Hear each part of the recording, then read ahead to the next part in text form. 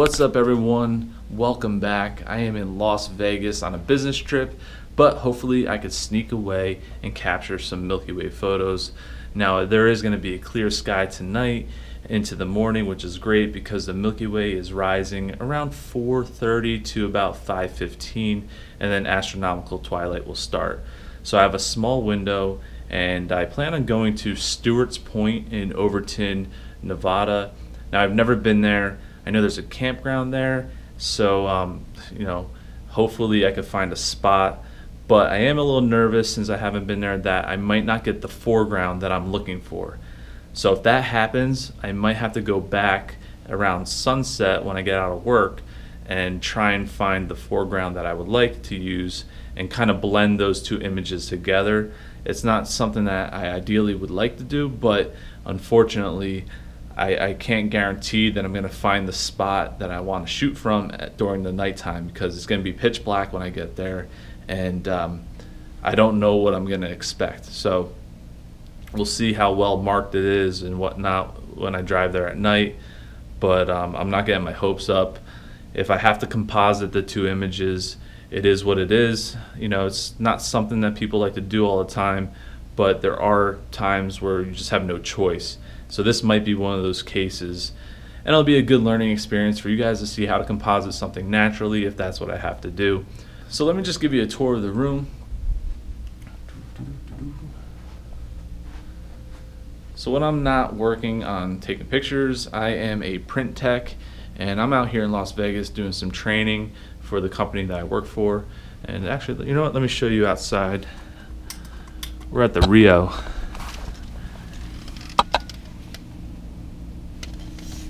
Hopefully you can see that. That's a pretty sweet view. Yes, I'll be here for a week, and I'm going to try and sneak away and capture as many photos as I can. I don't really know how much time I'm going to have, but we'll make the best of it. I brought my drone, and I brought the GoPro to vlog from, so I'm trying to keep it lightweight. And I have one camera, one lens, and one tripod. So basically on this trip I'm shooting with my D800, my Tamron 15-30. I got a compact tripod in there, a drone with one extra battery, and and then my vlogging equipment. So yeah, I'm keeping it down to the bare essentials, and I actually forgot to bring my nodal slider, which kind of sucks because when you're doing panoramas, you really want to get your lens pivoting from the tripod head, so you want to use a nodal slider, which I don't have one with me, but it's not the end of the world because I am using a wide angle lens. You still run the risk of parallax, but it's not as bad as if I was using something a little more telephoto. So I'm hoping that everything still works out pretty good. And this is the bag I brought to fly in a plane with me. This is my Altura bag. Now what I love about this bag is it fits underneath the seat of the plane, and I have the tripod inside the bag just to make life easier. If the tripod was on the outside, it would be really tight to get underneath the seat of the plane. I actually probably would have to pull that off and put it somewhere else, but it's a good travel bag, and I could pack a decent amount of gear in it. So yeah, that's what I'm working with on this trip. I might not be able to vlog when I'm going out to shoot the Milky Way earlier this morning, just because the time frame is very limited, and again, I'm going to be working in the dark, so I got to kind of hustle and figure out where the spot is that I want to shoot from. So that portion of this vlog is probably going to be cut out, but if I have to go back, I will film my return to that spot just so you can kind of see it. And yeah, we'll just go from there. And then once all that's done, I'll show you guys how I edit all this stuff together. So see you in a little bit.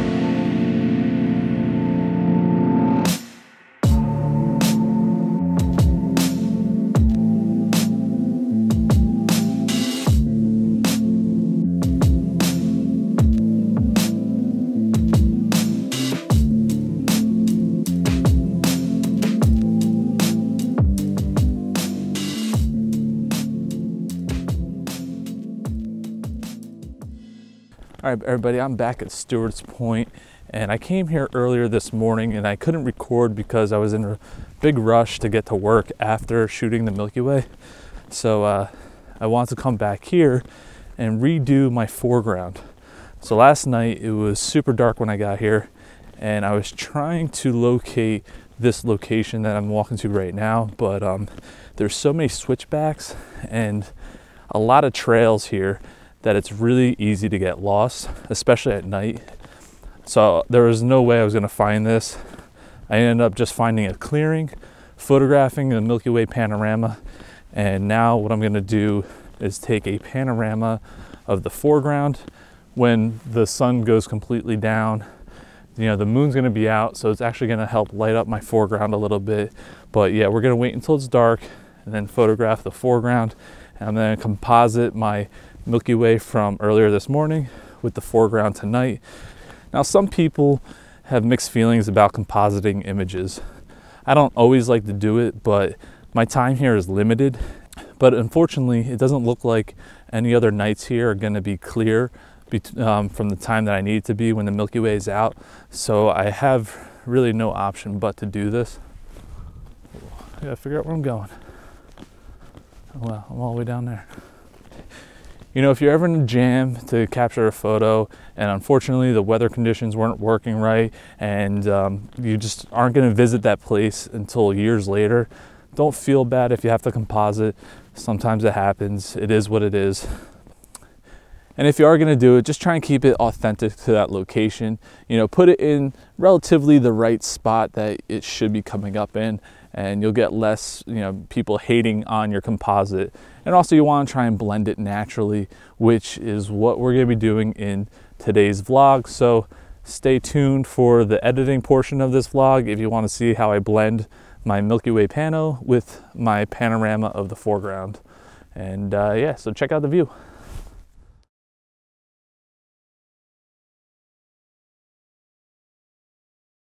All right, guys, so hopefully you can see this pretty well on the GoPro.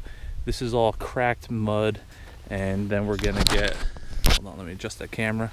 So we're gonna do the cracked mud with Lake Mead in the background, and then we're gonna throw the Milky Way above this scene once it gets darker. But I came across this cracked earth, and I was like, you know what, let me try and include some of this into the foreground. I think it'll be pretty cool. So I just wanted to show you that. Okay, so hopefully you can see this. This is the back of my LCD screen, and you see the green markings. That means it's level. And what you want to try and do is make sure it's level when you pivot. So you see how it's remaining green when I go left to right. So that means I am nice and level. So that's pretty much key when shooting a panorama, that you're nice and level. Also, it helps if you have a nodal slider, which unfortunately I forgot to bring mine. This was, to be honest, a business trip, and I just figured I might as well bring my camera and get some shots of the Milky Way. I didn't think I was going to do some like in-depth Milky Way panorama, but I decided this would be a good spot to do that. And hopefully it still stitches together okay. You know, the nodal slider would actually bring the lens to pivot from the point of the tripod head, and that helps prevent parallax. But I'm hoping, because I'm shooting such a wide angle lens, that I could still pull this off. So now I just have to wait until it gets dark. So I'll see you guys in a bit. Okay, so I'm finally back from Las Vegas, and I had a chance to look at my images.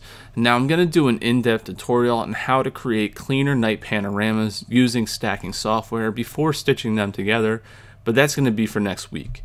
I would do it now, however, I don't want a vlog that's an hour long, and I don't think you guys want that either. So for this tutorial, I will just show you guys real quickly on how to blend two images together that were taken at different times. The location I was searching for was down a ways towards this camper that's on the left in this photo, and I never would have found it in time since the Milky Way is already starting to come up and twilight was soon to follow. I decided to stay at this point and photograph the Milky Way panorama, and I figured I'll just come back later to take a panorama of the actual foreground I was searching for. So later on that day, around sunset, I came back and I found the location, and I set up my composition and waited for nightfall. Now the moon was out, which actually helped and worked to my advantage. It helped light up the foreground a little bit more, and it also helped me keep my ISO lower.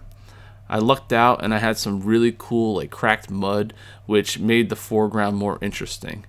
Now I'm going to leave the foreground alone and let's jump back to the Milky Way panorama. So as you can see, there's a decent amount of orange light pollution glowing into this photo.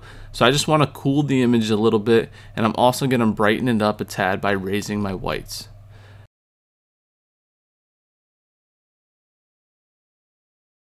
Next, we select the photos that we want to blend together and we right click, go to Edit In, Open as Layers in Photoshop. Make sure you're working with copies just in case you do any destructive editing in Photoshop. And when I'm in Photoshop, I also start off by making copies of each layer, so if I mess up, I have another image to work from. Now we're going to need some extra space to work with these images, so go to Image and then Canvas Size, and choose a size that'll fit both your images. Don't worry if you make it too big, we will crop the final image when we're done blending them together. Drag the foreground and the sky into their proper positions. Now my sky panorama needs to be stretched to fit the foreground, and I can use the silhouette of the mountains as a guide to help me align my images. To align the images, I lower the opacity of the sky layer and I go to Edit, Free Transform. Now I just want to stretch the image to fit the mountain range correctly and make it as close as possible to matching up. I'll also use Edit, Transform, then Warp to make some fine-tuned adjustments to my sky layer. That's starting to look pretty good, and don't worry if it's not perfect. Now I could just put the opacity back up to 100%. Toggle the images on and off to make sure the composition works for you, and next I want to drag my foreground layer to the top layer. There are several ways to remove the sky from your image, and today we're just going to use the Quick Select tool. So I'm going to drag this over the sky we want to remove and then just delete it. Now I have all this dead white space on this layer as well, so we want to get rid of that by grabbing the eraser tool and then just erase that away.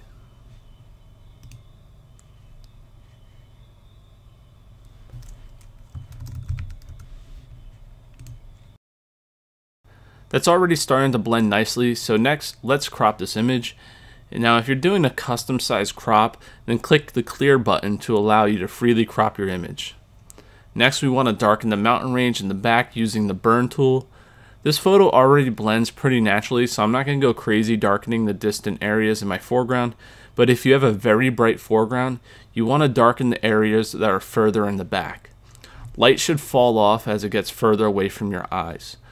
When people make a really well lit foreground that looks like it's daytime with a Milky Way right above it, people often can tell that it's fake or a bad composite. So you really want to make it look as natural as possible by darkening distant features. Next, I'm going to dodge the foreground a little bit to make the cracked mud stand out as the main focal point. Now from here I could do a bunch of different things to edit this further, but it boils down to personal preferences, so I'm just going to leave it as that. I do want to show you guys how to fix some color issues that may happen in your sky. If you look closely at my sky, it has some bands of magenta where it's stitched together. To remove that, we simply make a copy of our layer and then switch it to color mode. Then with your paintbrush tool selected, go to the part of the sky that doesn't have the magenta tint. Select that with the eyedropper tool by pressing Option and a mouse click on your Mac, or Alt and a mouse click on your PC. Now go to that magenta area and paint it away using a low opacity around 30%. Once that's good, choose a lower opacity and lightly go over the light pollution area as well. This will reduce some of that harsh yellow and orange you may have in your photos from nearby towns or cities. So that's starting to look pretty good to me, and now I can save it and do some more edits in Lightroom. Alright, so from here I'm just going to play around with the Milky Way core by increasing the black and the whites to make it pop a little bit more. You can also add some selective clarity to the foreground and to the Milky Way core to make it stand out even more. Again, this is all personal preference and it's your time to get creative. Just make sure you don't add too much noise back into your image by over-processing it and making it look too unrealistic. So that wraps it up, guys. Thank you so much for watching, and please check out the links below which help support my channel. Take care and happy Milky Way hunting for 2019.